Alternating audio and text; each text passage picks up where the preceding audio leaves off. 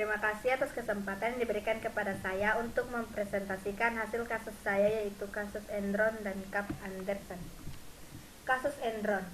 Enron merupakan perusahaan dari penggabungan antara Internot, yaitu penyalur gas alam melalui pipa, dengan Houston Natural Gas. Kedua perusahaan ini bergabung pada tahun 1985. Bisnis inti Enron bergerak dalam industri energi, kemudian melakukan diversifikasi usaha yang sangat luas, bahkan sampai pada bidang yang tidak ada kaitannya dengan industri energi. Diversifikasi usaha tersebut antara lain meliputi future transaction, trading komoditi non-energi, dan kegiatan bisnis keuangan. Kemudian Cap Arthur Andersen, yaitu salah satu firma akuntansi terbesar di Amerika Serikat yang terdiri sejak 1913, kantor akuntan publik yang termasuk dalam The Big Four, lalu pecah menjadi The Big Five. Pembahasan masalah yang timbul yaitu praktik bisnis Enron yang menjadikannya bangkrut dan hancur, serta berimplikasi negatif bagi banyak pihak. Yang menyebabkan kebangkrutan dan keterpurukan pada perusahaan Enron adalah editor, yaitu Arthur Andersen. Keduanya telah bekerja sama dalam memanipulasi laporan keuangan. Pihak yang dirugikan dari kasus ini tidak hanya investor Enron saja, tetapi terutama karyawan Enron yang menginvestasikan dana pensiunnya dalam saham perusahaan, serta investor di pasar modal pada umumnya, yaitu social impact. Kasus Enron mulai terungkap pada bulan Desember tahun 2001 dan terus menggelinding pada tahun 2002, berimplikasi sangat luas terhadap pasar keuangan global yang ditandai dengan menurunnya harga saham secara drastis berbagai bursa efek di belahan dunia, mulai dari Amerika, Eropa, sampai ke Asia.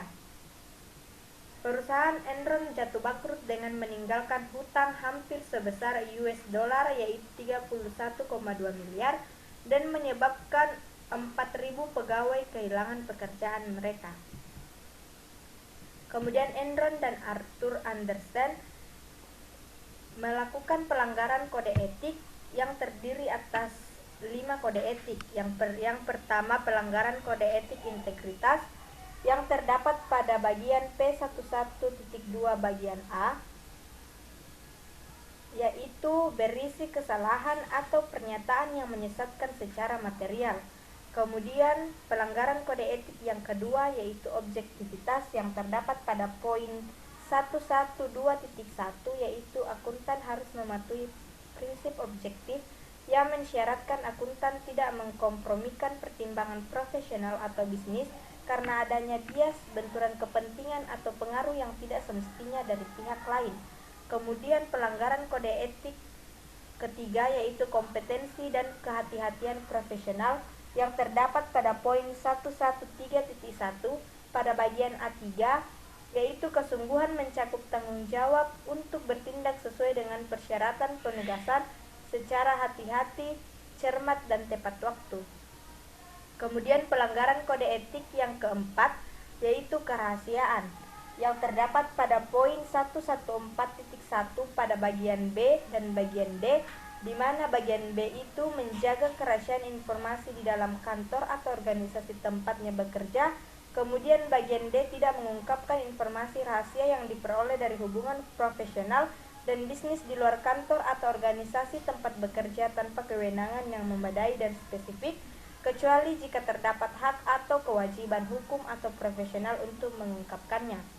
Kemudian pelanggaran kode etik yang terakhir atau yang kelima yaitu perilaku profesional yang terdapat pada poin 115.1, yaitu akuntan harus mematuhi prinsip perilaku profesional yang mensyaratkan akuntan untuk mematuhi peraturan perundang-undangan yang berlaku dan menghindari perilaku apapun yang diketahui atau seharusnya diketahui yang dapat mendiskreditkan profesi.